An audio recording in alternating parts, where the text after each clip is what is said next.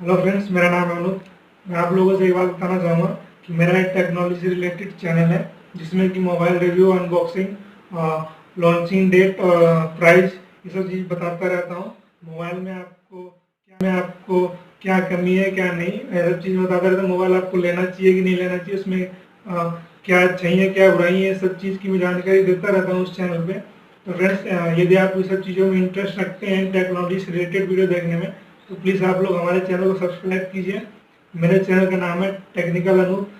YouTube पे अगर ये वीडियो देख रहे होंगे आप, तो आपको नीचे आपको दिखाई देगा सब्सक्राइब का बटन, उसको रेड कलर में उसको क्लिक करना है और साइड में आपको दिखाई देगा 3 बेल आइकन आएंगी, उसमें से आपको सबसे ऊपर वाली बेल आइकन को प्रेस कर देना है ऑन नोटिफिकेशन में। और अगर इस वीडियो को आप किसी सोशल मीडिया पे देख रहे होंगे, जैसे कि व्हाट्सएप पे, फेसबुक पे या फिर इंस्टाग्राम पे, तो आपको क्या करना है, यूट्यूब पे जाना है आपने, वहाँ पे सर्च करना है, सर्च बार में टेक्निकल अनूप।